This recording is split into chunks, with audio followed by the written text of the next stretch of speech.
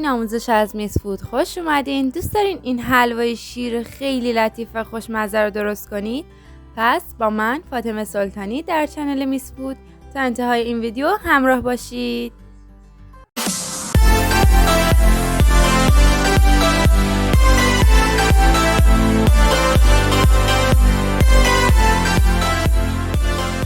سلام دوستان و همراهان همیشگی به میس فود خوش اومدین. امروز اومدم تا آموزش بدم چطور این حلوای شیر آماده میشه.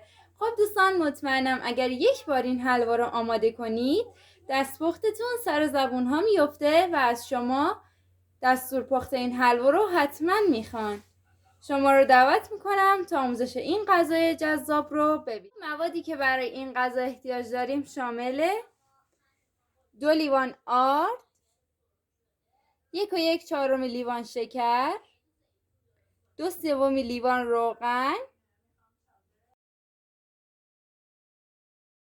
خب دوستان این مقدار روغن برای حلوا فقط برای مرحله هم زدن هست. شما برای اینکه حلواتون روغن بندازه باید همینقدر دیگه حداقل استفاده کنید. 1 لیوان شیر، کره همدمای محیط 50 گرم، گلاب نصف لیوان، زعفران دم کرده نصف لیوان. این هم مواد حلوای ما. بریم برای آماده کردنش.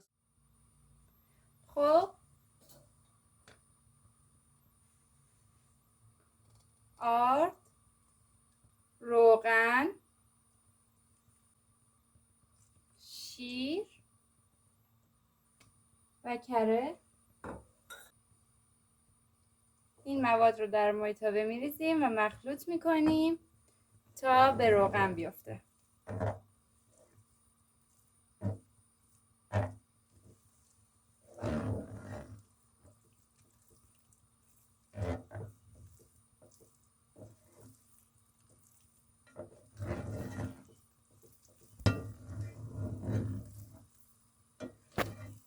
خب عزیزان این نکته خیلی مهمه که در مرحله‌ای که همینطور دارید هم میزنید به تدریج نصف لیوان روغن دیگر رو اضافه کنید تا مواد هم خوب هم بخوره، همین که بتونه روغن بندازه. الان روغنش در حدی هست که فقط با آرد مخلوط شده و یک خمیری رو شکل داده.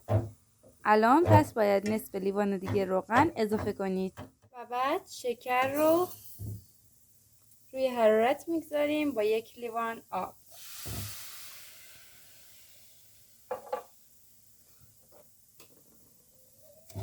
و هم میزنیم تا شکر حل بشه. خب دوستان شکر که حل شد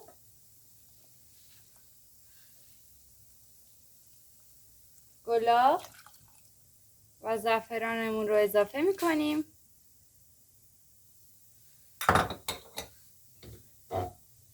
و اجازه میدیم تا 3 دقیقه دیگه بجوشه.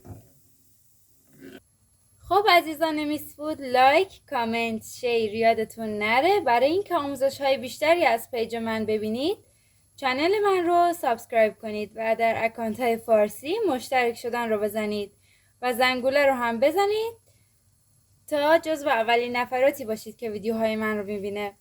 و تو کامنت ها بگید دوست دارید آموزش چه حلواهایی رو براتون بذارم. خب 30 ثانیه زمان میدم تا همه این کارها رو انجام بدید لطفاً و بعد با هم ادامه میدیم.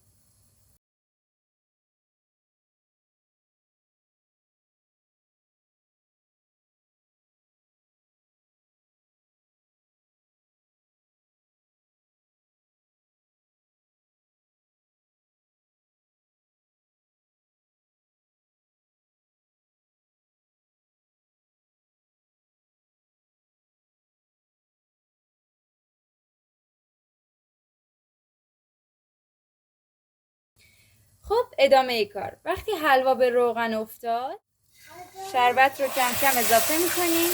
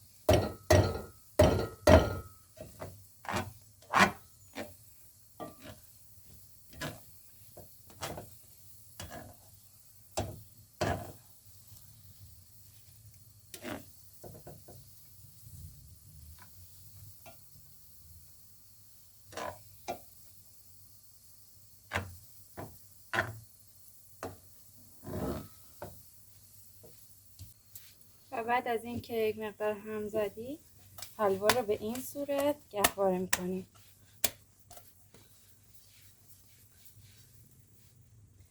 دقت کنید اول چند تا بندازید بالا تا یک دست بشه و بعد اون رو گهواره کنید. خب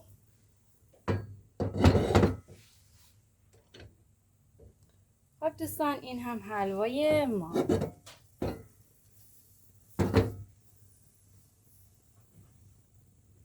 ببینید چه رنگی داره.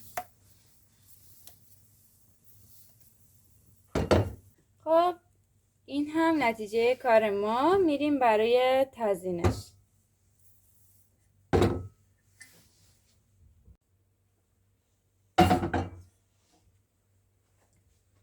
خب حلوا رو در ظرف سرو قرار دادیم. اون رو با یک کاتر پخش کنید. شما میتونید با کفگیر صاف این کار رو انجام بدید.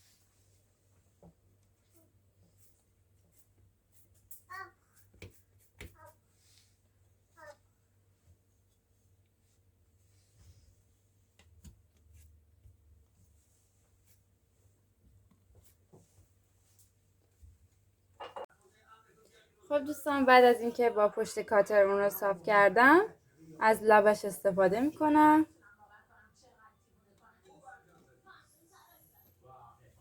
و شیارهایی رو روی اون ایجاد میکنم.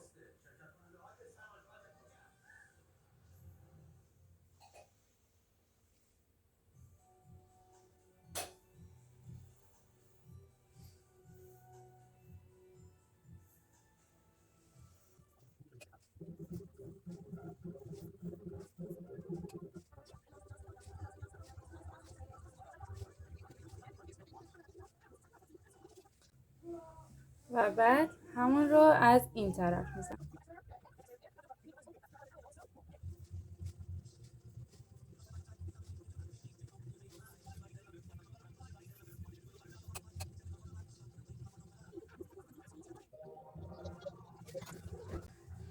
و بعد حلوامون به این صورت لوزی لوزی در میاد. و خب من برای تزیینش از ترایفل های طلایی استفاده میکنم. این کار اصلا کار سختی نیست. کافیه روی هر تقاطع خط یه دونه ترایفل بذارید و یک خورده هم فشار بدید تا موقع جابجا کردن ظرف حلوا تکون نخورن.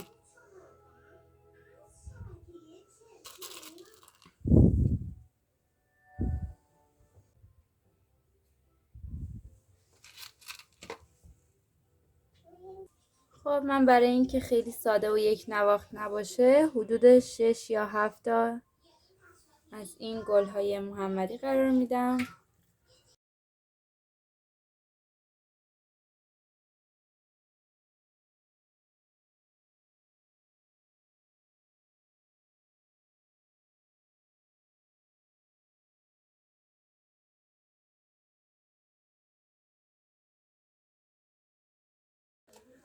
خب من برای اینکه این گل‌ها برگ هم داشته باشن خلال پسته قرار میدم دورشون.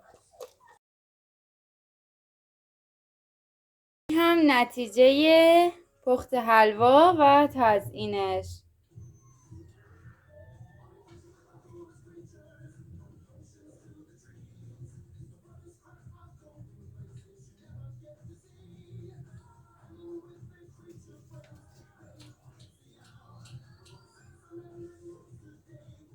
خب حمایتتون خیلی برام با ارزشه. پس اگر از این آموزش لذت بردید لایک، کامنت، شیر یادتون نره و چنل من رو سابسکرایب کنید و میس فود رو در اینستا فالو داشته باشید.